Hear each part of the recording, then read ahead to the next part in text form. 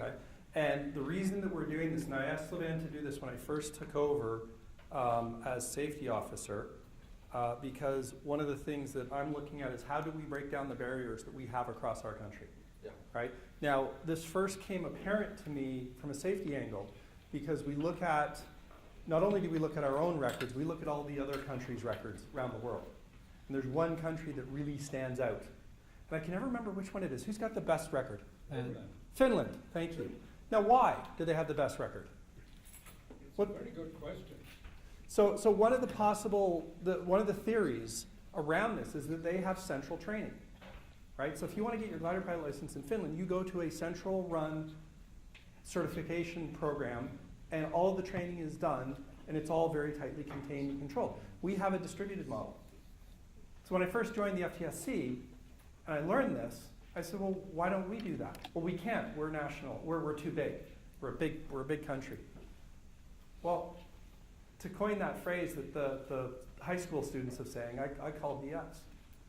Because we have the ability to have national conversations through internet, right? And that's really what a lot of what Patrick was talking about is how do we leverage that larger platform to break down those barriers so that instead of having several siloed organizations across the country, we have one big one.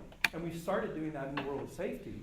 We've had 4, thank you, we've had 4 safety officer meetings. And they're participated by people as far west as Alberta and as east as Quebec. And we get together on a Wednesday or Thursday night for a couple hours and we chat. Right? And it is going great. And we're going to be expanding that into instruction as well. Right? And there was a mention of the online ground school. So 2 years ago at Great Lakes, we did an online ground school. And I did this not for Great Lakes. I did this for flight training and safety. Because what I wanted to do was create a standardized ground school set of tools that everyone can leverage and use. Make your jobs easier and increase some standardization across the country. So this year, we're doing it a second time, but we're doing a flipped classroom. And the flipped classroom is you watch the videos ahead of time, you watch the lectures ahead of time as a student. You come to the class with an assignment completed and questions. And your valuable time with your instructor is now spent on refining understanding, not transferring of knowledge. Because we can transfer knowledge through YouTube. We can transfer knowledge through books. We can get the students to do that stuff on their own. And what we've got is a more effective ground school that's taking the instructors less time. Right? So I just want to put a plug out there. My next phase of that is that we're going to create a set of SAC branded generic ground school videos that will be a resource available to all clubs. That's my vision. That's where I'm kind of going with that. So I just want to put a little quick plug there. Okay, so Safety Officer Report 2017. We're running a little bit behind, so if people have time to stay a little extra, that would be awesome. Because we're supposed to hit 3 hours for this, for our Transport Canada thing. But I think we'll get through it. We'll be good. Every year I put together, and first of all, a quick shout out to all the safety officers who spend the time and put in the work, because this is not a solo effort. This is not me doing the job. This is everyone from all the clubs. But a little dismayed this year because I'm seeing the same things over and over again. This is my 3rd year now, and I'm starting to see the repeats already. Now, what does this picture have to do with it? Well, you can see this little sign at the top here. If you can read that, it says, "Fire, do not enter." The sign was flashing red. Fire, do not enter. Guess what people were doing? Entering. They were walking right on by like it was a normal day. They were completely ignoring the signs. They were completely ignoring indicators. And that's my theme for this session. It's about looking for those indicators. It's about paying attention to them. But more importantly, it's about changing our behaviors. Now, we've all heard this one many, many times. Learn from the mistakes of others. We can't live long enough to make them all ourselves. But I want to introduce you to some Latin. Fallor ergo sum. Now, this means I am mistaken. But if I am mistaken and then I still exist, even if I am mistaken. So St. Augustine quoted that one. Now, we all make mistakes. Can anyone honestly put up their hand and say they've never made a mistake?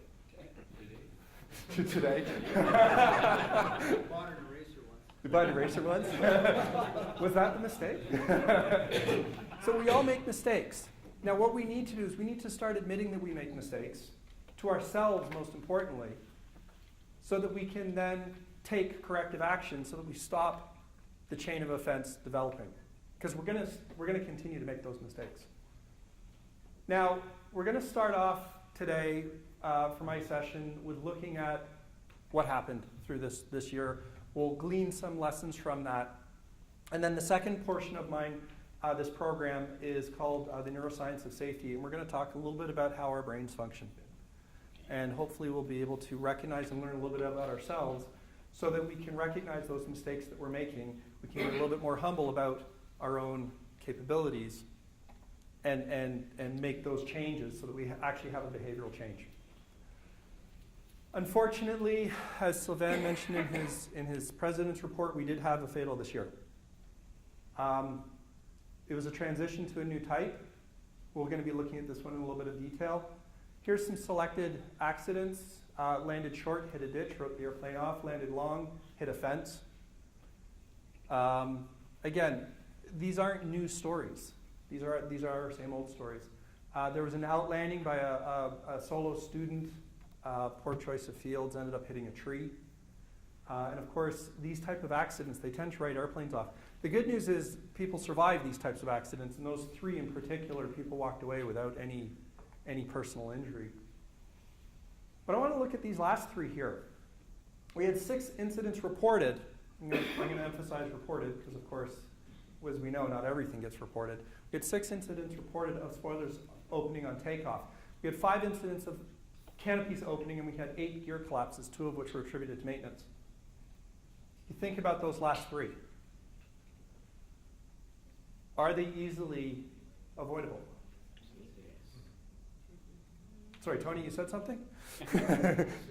Yeah, yes. Well, they're easily avoided and they're easily happen. Excellent, thank you, George. They're easily avoided, but they're also easy to happen, right? Yes. This is where the humility comes in. So Patrick mentioned in his piece about, let's profile members. Totally agree, love that idea. I've already done 2 interviews for SAC. Now, I did them from more of a safety angle. But the one gentleman I interviewed, he'd been flying 60 years. He retired on his 60th year. He was a retired fighter pilot. He came to our club with Diamond This, Gold That, a Canadian record that stood for many years, and he joined our club. He was my first ever student because I had just gotten my instructor rating and the ink was still wet, and they said, "Here, Dave, check out this new member." He taught me a lot. He only had 1 incident ever in his entire 60 years, and that was a gear-up landing, and all it did was scratch the paint a little. Now, fast forward a couple years from when he first joined, in the rotation, I was his spring checkout pilot 1 year. This guy flew like amazing.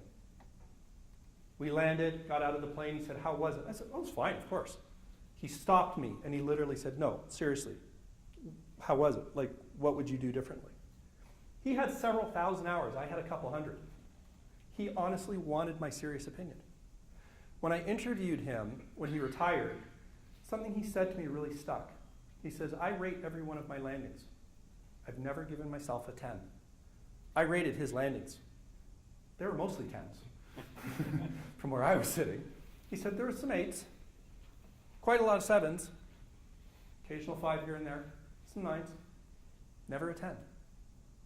How do you get to be that good of a pilot? How do you get to be that 60 years of flying with about 10,000 hours combined of glider and power and fighter jets and, yeah. So let's take a look at the stats. Airmanship from accidents, a little over half. This one unknown here, that's our fatal. We're going to go into detail on that. It's a big mystery, this one. On the phase of flight side, maintenance is also starting to crop up more and more. Is that maintenance? Does that include rigging? No. Rigging would be ground handling and operation. Maintenance would be things like the gear collapsed because there was a broken part. No, I mean misrigging. No, agreed. It's still not maintenance. Is this still ground handling? No, I would either put it under ground handling or I put it under, actually I think I kind of put that under airmanship. I'm trying to remember where I put that one. There weren't a lot of misriggings this year, which is actually some good news. We're gonna, yeah, it is. So on the accident side, phase of flight, we're never going to see this change. It's always going to be mainly in the landing phase. That's where terra firma is, right? We can make lots of mistakes high up and we got room. As I like to say to students, or especially those guests who come out who are worried, at 2,000 feet, there's nothing you can do that I cannot fix. At 2 feet, okay, now we're a little less room for fixing stuff. From the incidence perspective, again, we're seeing very high numbers on airmanship. So that's going to be our focus for today. Takeoff and landing, again, that's a bit of physics.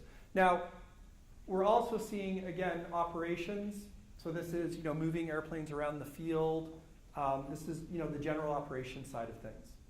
We need to be considering how we're doing things there as well. Because it's not just in the air, it's on the ground as well. Because if we break our toys, they're broken. It doesn't matter whether they're flying broken or they were broken on the ground.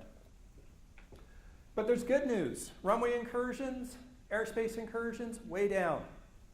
Now, it was either last year or year before, this was way up and it was a big focus for us. So what that tells me is that the work we're doing is having an effect. Now, we are kind of chasing the rabbit, though. We're kind of, following where it's going. What we need to do is start to get out in front of that so that we're now anticipating some of those things and being more proactive. So if airmanship is the problem, what is the answer? Just a quick question. Yeah. Can you give an example of what you mean by operations as opposed to ground handling? Okay, yeah, I got it. Okay, good example. And this happened at our club. When we set up in the morning, some of our procedures, we have a landing tee. You put it's a sheet, right? You sew a chain around the edge to hold it down. You put it down and you say which end of the runway and which side of the runway you're on. It was put on the wrong side, right, when the operation was set up. We do takeoffs at our club. We've got a relatively narrow runway, so we can't grid, right? And we can't set up an airplane and land beside it. So what we'll often do is we'll put them off to the side and do an angle takeoff, like, someone tried to do it from the other side, which is not allowed. They're breaking the rules. So things like that. Okay. And, when I look at the annual report, we have, where the heck is it? 144 incidents. So I have to go through those and come up with some categorizations. And of course, the wording is creative at times. Yeah. Okay. Airmanship is going to be our focus for today. Airmanship is the problem. What is the answer? What do you guys think? Training. Training. Expand on that for me. How so? Well, I don't know who said that. George? Practice. Practice. Now, practicing is different than training, isn't it? How is practicing different than training? Practice, you could be creating an accident at the same time, whereas training, you're supposed to learn how to prevent the accident. Right. So in training, we're learning something new, right? Hopefully. Right? Hopefully we're learning something new when we're training. When we're practicing, what are we doing? Possibly practicing the same mistake we're making. We're possibly practicing the same mistake we're making, right? Now, you know the old expression, practice makes perfect? Does anyone disagree with that statement? Why? How so? Perfect practice. Perfect practice. Right? What practice does is it makes permanent. Practice makes permanent. Whatever you practice, that's what you will do. Okay? As a young kid, my mom forced me to play the piano. It was a force. So I'm not bringing the instrument to the party, by the way. I'm not the musician. So she forced me to play the piano, and I remember practicing for a recital. And the tune was called Beethoven's Theme. I'll never forget it. So I'm practicing it, and about the fourth bar, I would always make the same mistake. Dum, dum, dum, dum, wah, dum, dum, dum, dum, wah. Guess what I did on the recital? Dum, dum, dum, dum, wah. Right? And then what I would do is I would go back to the beginning and start play through perfectly. That's what I practiced. So guess what I did on the recital? I made my mistake. I went back to the beginning and played it through perfectly. Practice makes permanent. Right? Now, airmanship is all about the practice of flying, operating, managing your flight well. Is that a fair? Right? And managing the flight, where does it start? Where does the flight start? in the pre-flight, before you take off. It's not once you start rolling down the runway. It's when you start planning the flight before you leave home. It's when you rig the glider. It's when you push to the end of the runway, right? That's all in there. Dan? Airmanship is self-discipline. Absolutely, it is self-discipline, right? And how do we get good at discipline? Practice, right? The more we practice something, the easier it becomes. Okay. Or treat it not like a hobby, but as if you were a professional. Yeah, treat it as not like a hobby, but as if you're a professional. That was actually the theme for our safety seminar at my club about 2 or 3 years ago, the professional pilot. And we spent a few minutes and we defined what was a professional pilot. And then we asked ourselves, are we being professional as we approach that? Now, I'm going to pick on Patrick some more because it's fun to. Think about your guests coming up. Imagine that you're not a pilot for a moment. You're interested. You think you might become one. You go to a club. And you get in and that person acts like a professional pilot. How comfortable are you right now? Better. Versus they're coming in like a bit of a yahoo, right? Oh yeah, whatever, let's go, right? Now that can be a little bit lost on the uninformed, but as an informed pilot, I choose carefully who I fly with. As we all do. Dan? I was going to say, fitting into this is us, I'll call ourselves amateur pilots. Yeah. We train until we get it right. Yes. The airline pilots, they train until they don't get it wrong. Yeah. So what Dan said was, as amateur pilots, as hobby pilots, we train till we get it right. The professional pilots, the airliners, they train till they don't get it wrong. Right? And that's the thing is we don't operate in a dangerous sport. We operate in an unforgiving sport. When we make a small mistake, it can lead to very big things very quickly.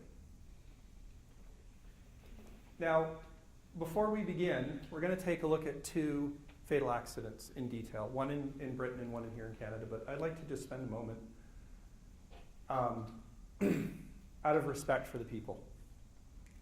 Because oftentimes in accident investigation, in our work of safety, we disconnect from the human element. So I do just want to spend a moment to respect.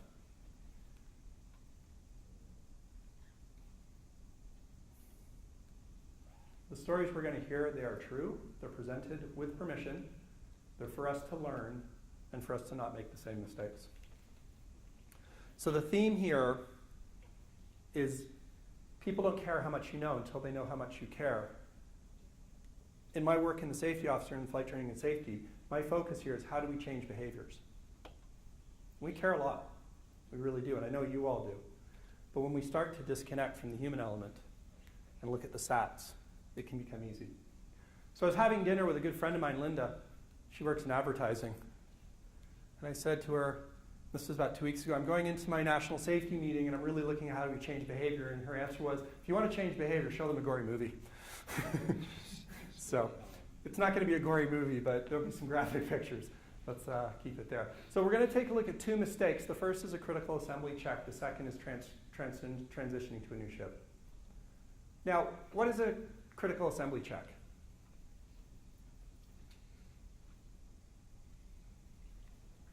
Patrick. So a positive control check and then any other aspect of the airplane that's critical for it to operate safely. Positive control check and any other aspects that's critical for its safe operation. Excellent. Let's expand on that a little. What else? When is it done? When you're in the air. No, I said when, not who. When is it done? Pre-flight. Post-assembly. Right, so we pull our airplane out in the morning, we put it together, we check it. Now, Tony, you said not by you. Why? Well, because if you've made a mistake, you're not going to see it again. Uh-huh. Yeah. We're less likely to see our own mistakes than see someone else's. Absolutely. So if you have someone who's qualified, who knows your airplane well enough, and I like to do that. I'm putting it together, especially a club ship. Hey, Glenn, could you take a quick double check for me? Right? It takes a few seconds. So who does it? That was our second question. The guy who assembles the plane, right? Remember, you're PIC, it's your responsibility. Here's my last question, though. Who's exempt? Who doesn't have to do a critical assembly check? The person that stays on the ground. Everyone's saying there's no one exempt, yeah? So I'm flying a provincial contest one day. We're gridded. We got about an hour or so before we're launching. I think I'm going to go down the line and do a positive control check with all these guys who just rigged. I got to the second or third airplane, and this was the answer I got. No thanks. Automatic hookups. Yeah. So this person honestly said to me, I don't need to do a positive control check. They're automatic hookups. Well, first thing that popped into my head is you are trusting your life to an engineer you have never met. Right? And the second thing that popped in my mind is, how do you know that the system hasn't failed? That there wasn't something came unbolted or broken or a mouse crawled in and that kind of stuff. So here is a picture from the accident report. This was the direction of takeoff. So here's the end of the runway. Here's the accident site. The accident happened before the tow plane got off the ground. Less than a minute. Here's why it happened. This is a cutaway of the tail. That is the arm from the horizontal stabilizer from the elevator, and that's the actuator. So just to zoom in so it's easier to see, there's the flight. It did not make it halfway down the runway. This is an automatic hookup. This is an SZD 55. Any 55 owners here today, by the way? Anyone know someone who owns a 55? I want you to share this with them. All right? There's a modification to 55s where the slot was made wider so you could misrig it. Yeah. Here's the correct rigging. Now, what's interesting with this image, you notice that there's a horn here to prevent this from occurring. But as George very correctly identified, there's a modification to the airplane. Well, I read that somewhere. Yeah, same report that I read. So here's what happened. This is looking at the top of the vertical. Here's the opening for the control arm. There's the additional cutaway that should not have been cut away. This allowed the vertical stabilizer, the elevator control rod, to go behind and rest on the arm. Now, can you imagine what's going to happen when you actuate this on the ground as you do your pre-takeoff control check? What's happening with the elevator? It's going to move up and down just like it should. So, ailerons, yep. Rudder, yep. Elevator, yep. Good to go. What would have happened if they'd done a positive control check?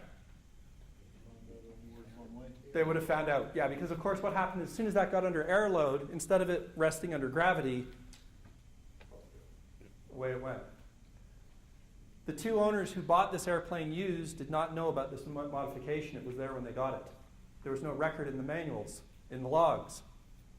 They cannot figure out who or why the modification was done.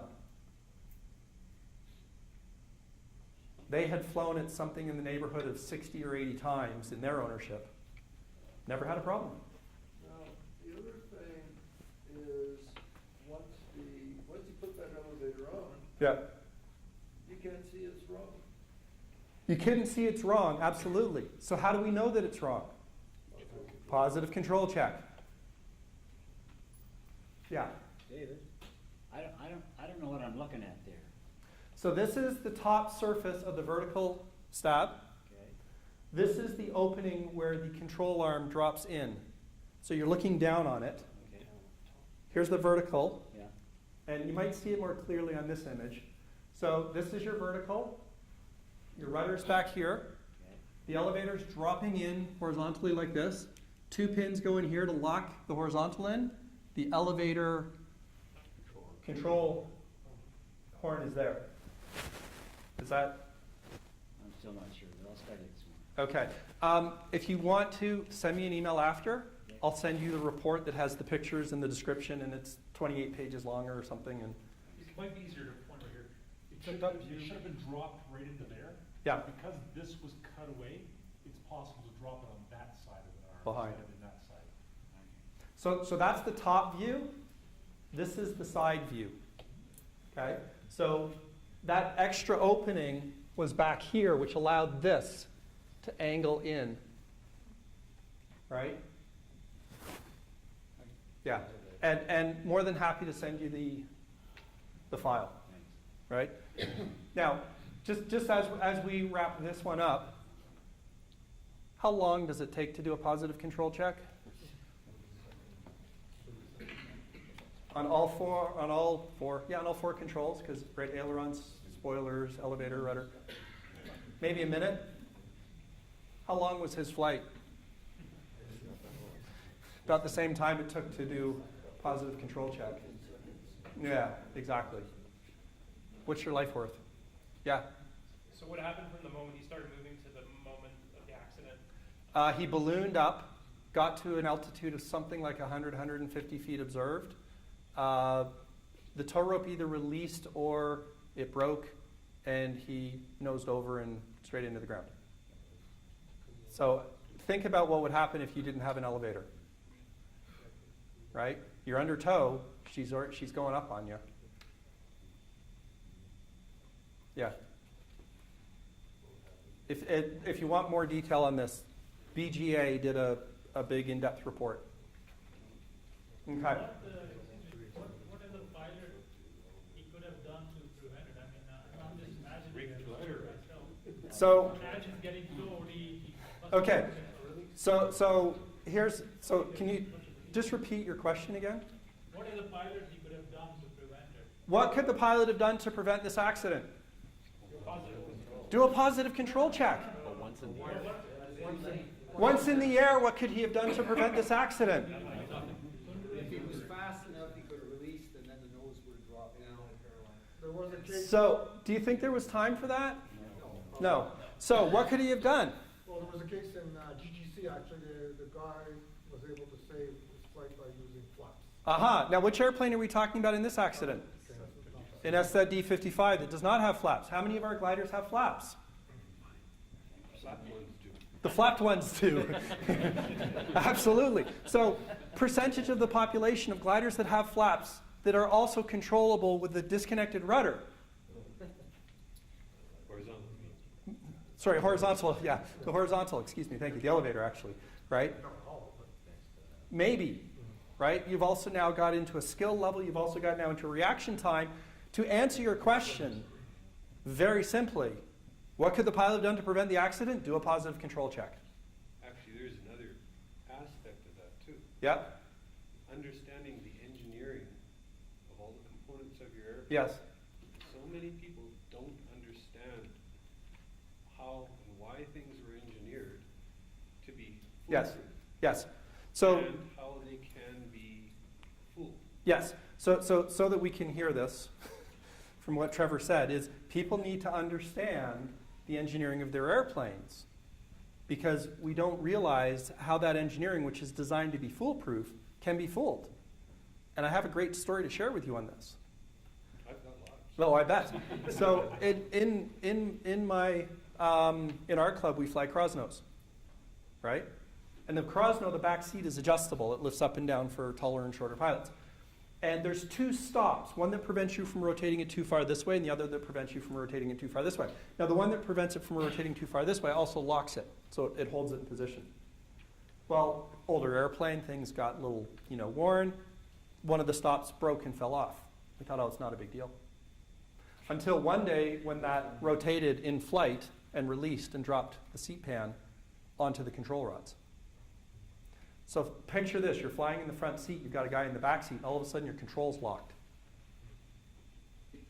Now, the good news was the guy in the back seat was able to hold himself up on his arms to take the weight off the seat pan to allow the controls to work. The other good news is we had a licensed pilot in the front seat, an instructor. He was doing a back seat instructional check for this new pilot, and they landed safely. We grounded both airplanes and fixed the problem because we didn't realize that little tiny piece of engineering, what it was really designed to do. Absolutely. Yeah, on this question of figuring out how it works and how it could go wrong, Yes? great piece of advice I was given once is, think about how would you put this aircraft together so when your partner in that aircraft did the critical control check or the critical assembly check, they didn't even notice that you put it together wrong. Oh, nice. Nice, yeah. So how can you put it together wrong on purpose so someone doesn't notice it's wrong? Well, Interesting. Yeah. What could go wrong that your partner wouldn't even notice? And it makes you think about, well, what could go wrong? Absolutely, yeah. So you want to think about what could go wrong. And I'm going to go back to a very simple answer to your question. Do a positive control check. Like, yeah, once you're in the situation, in that scenario, Positive control check didn't help your crowd though. it wasn't a control system at that point. I'm saying to answer, right, but it's Mohammed, right? No. Sorry, say again? Guy in stripy shirt. Oh my goodness, no, when you had your arms folded. Ashman. Asman? ASIM. ASIM, thank you, Asman. So to answer your question, did I get it wrong? I did. I really enjoyed it, so I'm sorry. Asim. Asim. Yeah. Thank you. No, yeah, it's important. He already told me he's used to it. I'm going to call him Joe from now on. Asim. That's what I do. No, you asked a very, very good, important question. See, What can we do? My question was purely from a curiosity perspective. Yes. From an airmanship perspective, was there anything that the pilot, once he realized that elevator is not functioning? Release. So, He couldn't stop the accident, he Yeah. just may have survived it if he dropped instead of from 150 feet, he Yeah. dropped from 50 feet. yeah. Now, again, know your airplane, evaluate the situation, because there was a similar incident to this many, many years ago with a Genesis. And I don't know if it was a Genesis or Genesis 2, but its full flying tail fell off on takeoff. But it had enough stability from the tow rope to be stable. So it was towing and taking off and climbing. People were scrambling for a radio and yelled at them, release, release, release, your elevator's fallen off. Well, guess what? He released, lost control, crashed into the ground. He could have flown the airplane to 3,000 feet and bailed out. Right? So there was a comment made this morning about not panicking, or it might have been another conversation I had over dinner last night. I don't remember. Last night. It was last night. It was, yeah. It's about you get into the situation, and if you're under control, you know what? Let's evaluate and not make a rash decision. But of course, on the flip side of that, there was a 1 or 2 seconds. The reality is he needed to realize he was out of control quickly enough to be able to release, quickly enough to either not be high enough to die or to actually not actually take off. But again, positive control, right? It's about setting ourselves up for success. Yeah? The thing is that he probably tried to correct his behavior with the elevator, and there goes 3 seconds. And you're already at 100 feet. And then he's Absolutely. at 100 feet. Yeah, let's grab that first. Go ahead. I was going to make essentially the same point. Yeah. To Asim's question, you'd have to, mentally recognize that you were in a situation that there was no recovery from, to just make the decision to pull that release. So, the time to, what is your reaction going to be when the aircraft behaves strangely on the takeoff roll? It's going to be to try and pull that aircraft back under control, right? So you have to go through that whole process, recognize that it's not working, mentally process what you think is going on, and pull the release. And we do say pull the release as soon as stuff goes wrong, but you have to recognize that. It's right. And, It's going to be fast. yeah, and to your point, it's going to take you 3, 4, 5 seconds to process that things aren't right. You've already also done the corrective, what the hell, right? You're pushing the stick forward, right? Yeah, positive control check before you take off. I don't know why we keep on talking about this, about something that's going to happen in a split second the guy couldn't do anything about. Absolutely. So what's the fix? Do a positive. Positive control check. Dan. Yeah, it's just to reinforce the last 2 points that people will only do something in an emergency that they train to do. Yeah. And if they haven't trained to do it, it's completely off of the normal and catches them by surprise, you're not going to react. It's going to take even longer to figure that out. Yeah. One thing I wanted to mention about the CRC is that, yes, the positive control check, but it also includes checking like the spar pin is in and the locks of the spar Oh, pin are in, do, et cetera. do you know of a time when a plane was flown without its main spar pin in? Yeah, so part of your critical assembly check is not only doing your positive controls, but also checking things like main pins are in and safetied, right? Because there was an incident, it was last year, year before, a Jantar was flown without a pin. So the 2 wings come together, and then the pin goes through the wings. There was no pin. Yeah, so it's like, okay, yeah. Someone found that out on flight number 2 or 3 before, yeah. Okay, can we move to the next one? Yes, please. Okay, so this is the HP 14 accident that happened in Quebec this past summer. This is a mystery. Sadly, we do have a classic accident scenario, you know, the stall spin, turn to final. This is not that accident. I got the ICG trace, and here's what his flight looked like. He took off, he towed to 3,000 feet, he released, he flew around looking for lift, he entered a spin. There was a halfway through, it kind of changed from a spin to a spiral dive back into a spin. He recovered at about 100 feet. He attempted to find somewhere to land and clipped a power line. This is I used an online ICG viewer so that I could layer it on top of Google Maps. It's red because they're under a control zone, okay? So that's why it's red. So if I go back for a second, here's the release. He flies around. Here's where he enters the spin. Flies around. Here's where he enters the spin. He recovered and tried to go towards the soccer field when he clipped the wires. He landed on top of the house. Yeah, so he clipped the wire on top of the house, landed. There was emergency response people. I think they were either in that house or they were in the house across the street. So they were on site within 30 seconds. They heard a bang and stepped out their front door to see what was going on. Here's what I can tell you about this. It was this gentleman's second flight in this airplane. He had test flown it once the year before. He purchased it, and this was the first flight this year. The HP-14 is a flapped airplane, and the trace shows that he was flying very slowly as he was looking for lift, but reports from the previous owner said the airplane did fly very slowly with the right flap settings. All we know is that he entered the spin, and he didn't recover. But what's really struck me about this scenario, this situation, this accident, is the email that I received a short time after. And I'm going to share that email with you because as soon as it happened, I shared the news with the Flight Training Safety Committee. Now, anytime you share news of an airplane accident with pilot friends, especially if it's within your community, what's usually the first response you get? You get opinion?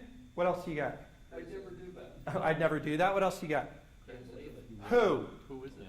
Who is it? What type of airplane? What happened? Was it the classic stall spin? Right? Because of course we all want to know so that we would never do that. But I want to share with you the response that I got back and to those questions. And I'm going to ask Joe, our author of this email, to share it with us.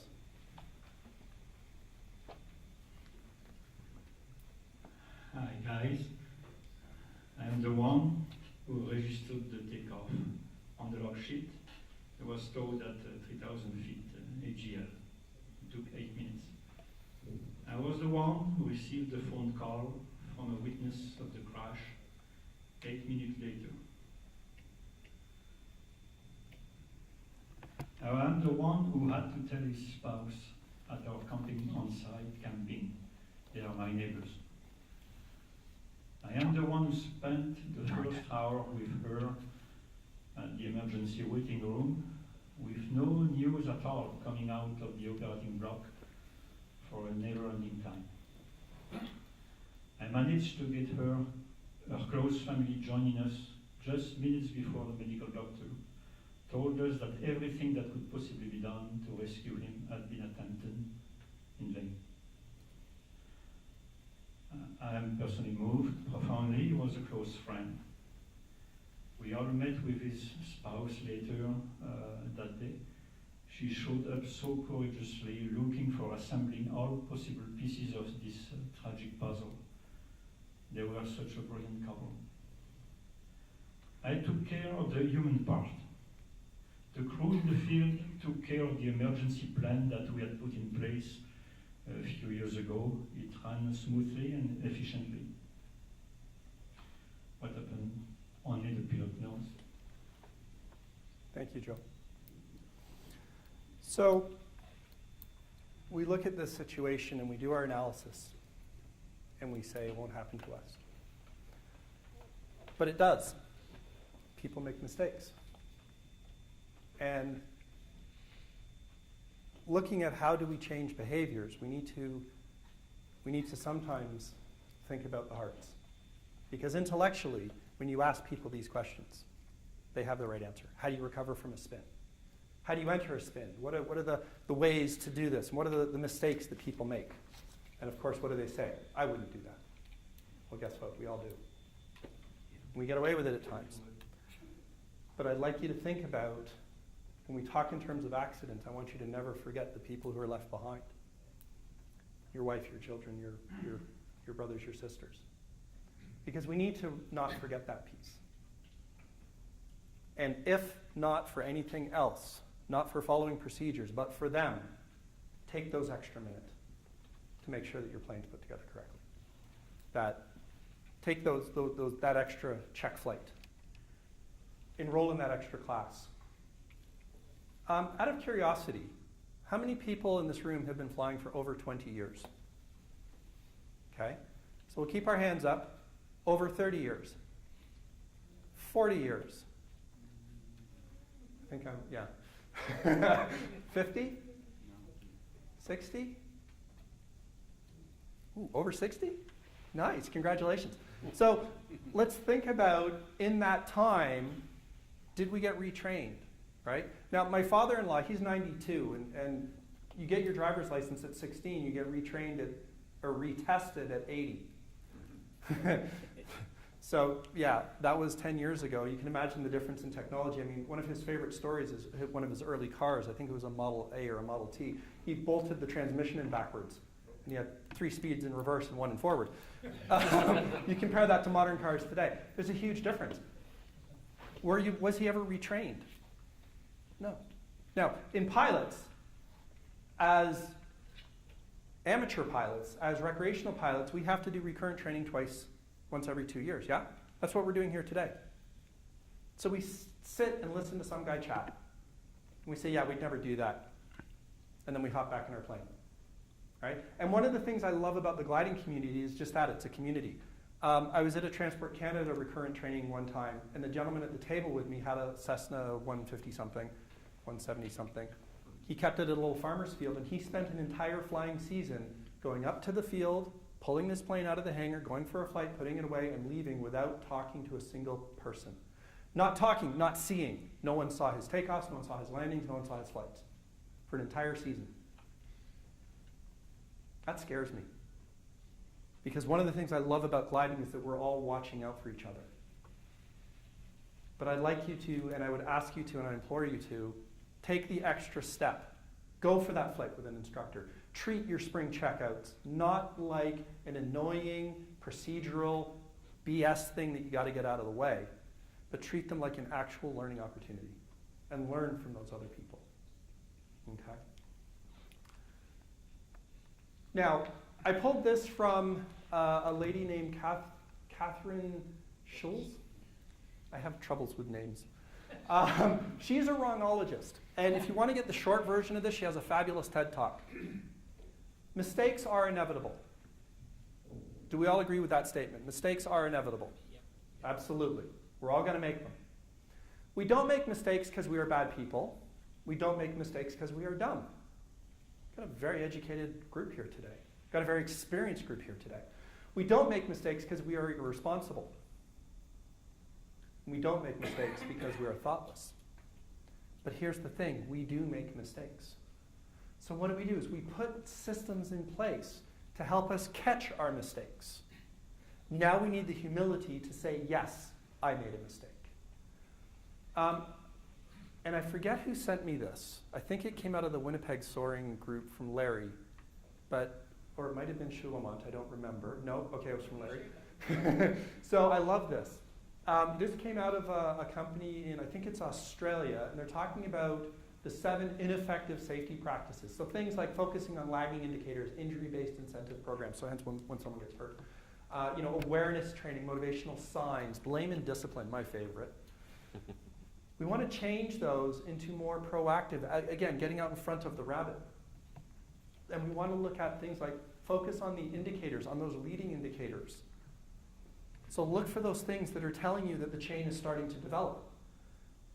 The behavior-based reinforcement system. So you reinforce the right behavior. You will get the behavior you tolerate. So when you allow someone to rig and not do a critical check and take off and fly, they will do that again because you've allowed it. Right? There needs to be a reward for the right behaviors and an acknowledgement of the wrong ones. Needs-based training, motivational consequences, so hence making sure that your actions speak louder than words. We had an issue, a systemic issue at Great Lakes about 5 years ago. Our students were hot dogging it in over the end of our east runway. They were coming in low. Now, it's a big farmer's field. You could actually land in that field and roll onto the runway if you really wanted to. But we didn't want them to. We wanted them to come in with a good height.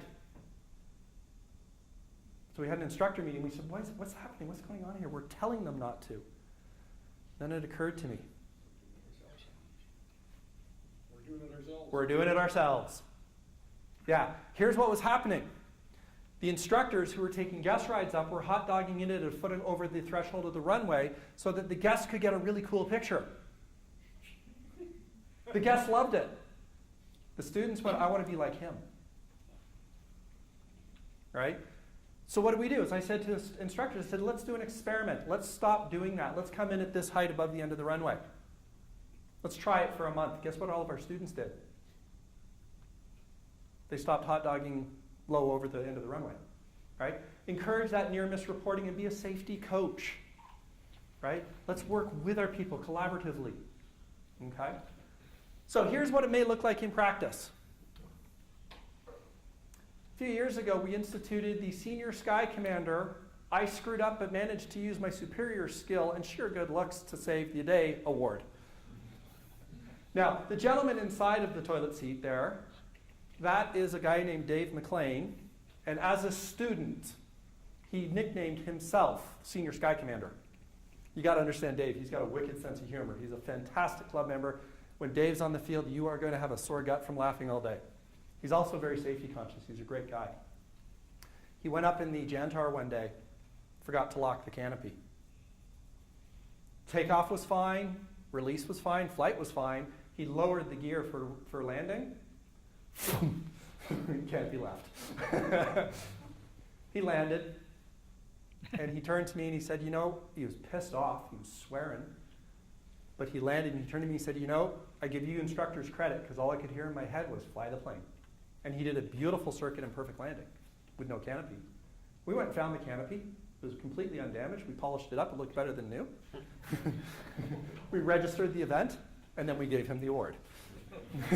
Now, let's think about what happened here. He had a canopy open in flight. In the US, odds are that's going to turn into a fatal accident. I see one guy right off the glider doing that. Yeah, because what did they stop doing? They stopped flying the airplane. What did Dave do on that day? He kept flying the airplane. He stopped the chain of events. Now, the chain of events started long before he took off. Because what happened is the Jantar is a club plane, and I know for those of you who have flown a Jantar, it's got that adjustable seat, and when you get the adjustment wrong, it's really uncomfortable. So he was off to the side, he'd adjusted the seat, he was getting strapped in, he was getting sorted out, and he wanted to take his time. He'd put the canopy on, but hadn't locked it because he was only checking the fit. And someone turned to him and said, Dave, there's a spot open, come on, let's go. And his first reaction was like, no, I'm not ready. Oh, come on, Dave, this tow plane's running. Oh, fine. And they pulled him out onto the runway, popped off the tail dolly, and away he went. Right? So yeah, we get into that piece, right? Now, the chain of events developed. And they actually started developing about a year earlier when someone was looking at the books and the cost of fuel and wanting to keep the tow plane, maintenance and all that kind of fun stuff. But here's the important piece, is Dave stopped the chain of events. And every year we celebrate someone in our club who does something stupid, but stops it from developing further. The first year we gave it to a solo student in the K6 who messed up his circuit because he was dehydrated, he was disoriented, he was fatigued, and he entered the circuit in the wrong place and he realized he wasn't going to make it. So instead of staying fixated on the runway, he chose a field and landed literally across the street from the runway. But he landed safely with no damage. We de-rigged the plane, we took the trailer across the road, we brought the plane back, we had a beer. It was a good day. what it could have looked like. Yeah. So we have this series of events that occur, and we all know the Swiss cheese model. Again, this is not new stuff to us, folks, is it? Has anyone not seen the Swiss cheese model before? We've all seen it before. Great, we need to live it. I've Not- never seen the Swiss cheese model. I liked it. I'd like to introduce you to the Swiss cheese model. Very cheese-like. It is very cheese-like. Now, here's what happens. Lots of events are chains. They can be stopped, right? And in this year's set of reporting, we had lots of events that started and then stopped. Okay? My favorite of which was there was 2 where the wing runner, even before they took up slack, said, your canopy's unlocked. And Trevor said, it is. Oh, thanks. Click. And then the flight went on. That's what we're talking about, right? So we're talking about this, we need to have lots of talking about it and sharing about it. We need to create that good safety culture, because what it's going to do is it's going to take the ineffective barriers and turn them into effective barriers. So here's the first barrier, automatic hookups. We hooked it up wrong. The second barrier, positive control check, caught it. Right? Jay? I want to share an example of a situation I had this year where there was actually an accident and pulled an airplane. And I felt like I could have influenced it, and I didn't. And the Swiss cheese model led to an accident. So on this particular day, it was quite a windy day at the club. I was the duty instructor for a time. And what I had suggested was that there were a few kind of newer licensed pilots. I said, you know what, why don't I hop in the back seat? Let's come for a ride, right? And not to critique their flying or anything, just to be there as kind of a safety pilot. And if I saw something that was unsafe, I would say something. But about midway through the day, I was getting tired, so I decided to leave. And there was one particular pilot that I was concerned about. It just so happened with the flight order, he was later in the afternoon. So he didn't get to go up before I left. So I kind of handed the reins over to another instructor. I left, and then I get an email later in the evening. There was an accident at the club, someone landed short. And in this situation, what I could have done was, if I was still there, I would have insisted on flying with this guy and hopped in the back seat, and hopefully I could have led to take action in that situation and make a recommendation to him that would have prevented the accident. Now, because I left, I wasn't able to do that. I think what I should have done was hand it off to another instructor and said, by the way, I'm leaving. I'm particularly concerned about this pilot. I think it's best if someone hops in the back seat with him and flies with him, just to make sure, just to be there as a bit of a safety, because the day was difficult. So, perfect example of the Swiss cheese model. I could have spoken up and prevented an accident. I didn't. And actually, when I heard about this, I was particularly upset that I didn't take action. Thank you for sharing that. I appreciate that. And a big part of my theme today is around sharing. Come on, back up. There we go. A big part of it is about lots of talking about it, lots of sharing, right? Because if we make it okay to make mistakes, then we talk about them, and we're not ashamed of it, right? I did an interview with Chris Hadfield, talk about having to become an astronaut to be a glider pilot. Well, he actually had to become a glider pilot to become an astronaut. So for anyone who's thinking you have to be an astronaut to be a glider pilot, it's actually the other way around, just in case. And one of the things he said is when he was a professional F-18 pilot with the forces, they had their Monday morning, bleep meetings. And what they did is they sat around the table and they shared all the stupid things they did in the previous week, right? And the way he framed it I thought was brilliant. Because he said when you make a mistake, you are supposed to share that with another pilot, because when you don't share it with the other pilot, they may not survive. They may make the same mistake and not survive. So by sharing it, you're actually saving their life. That's pretty powerful when you think about it. I'm going to admit my mistakes, my own things that I did wrong, but in doing so, I'm going to save your life. Now, it's not going to happen every time. It's about every third, I think. So. George? One of the interesting things I've noticed is I know at least 3 instructors who have written off gliders. And there's probably more, but they don't admit it. Yeah. Okay. So, the Swiss cheese model. Holly, you like it? Thumbs up? Love it. Thank you. Yeah, close the holes up. I'm sorry? You gotta close the holes up. You got to close the holes up. But the thing is, one barrier is not going to be enough. We need to have multiple so that when something does sneak through, right? Absolutely. So it's not all bad news from this past year's. We've had several pilot issues were identified, discovered, and prevented. I was really, really happy to read several incidents this year where they identified a wing runner stopping a takeoff because there was something not right. They corrected it, and the flight continued without incident. The reason I'm so happy about that is because a year or two ago, FTSC said, we need to institute some wing runner training. We need to get ahead of this because people are doing things like taking off with spoilers unlocked and canopies unlocked and things like that. And we're starting to see some response on that. So this stuff works, folks. Okay. Yeah. On the spoilers issue, I have caught probably, I don't know, a dozen students where I'll deliberately test them. They've done their checks and everything else, and then they'll, spoilers are closed, and or they'll ask the wing runner, and the wing runner will say spoilers closed, but they don't. On the spoilers issue, I've caught quite a few students. I test them deliberately. After they've done their checks, I'll do my checks, and I'll deliberately leave the spoilers unlocked. Yeah. And then I'll listen to them ask the wing runner, and the wing runner will look, but because a lot of the spoilers don't appear to be open. Yeah. And they'll say, yeah, spoilers are closed.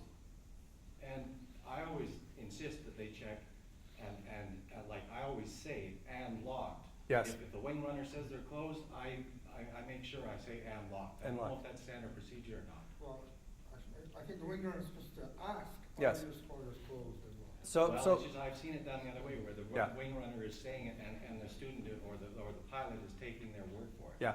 So here's what we do, and I think this is kind of the sort of semi-standard. Thank you so much.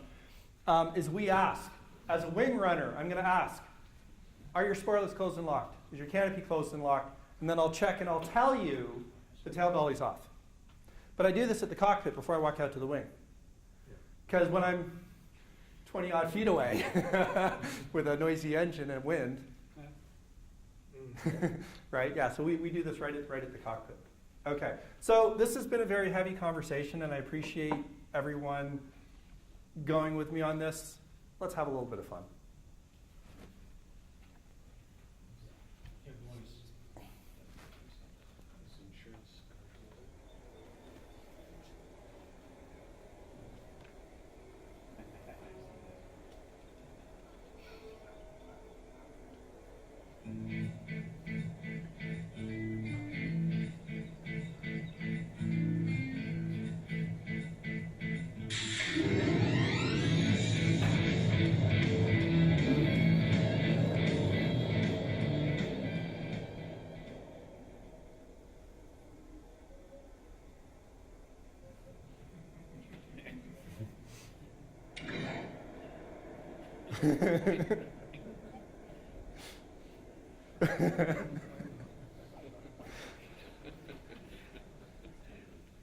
So this might be our next insurance company, I think.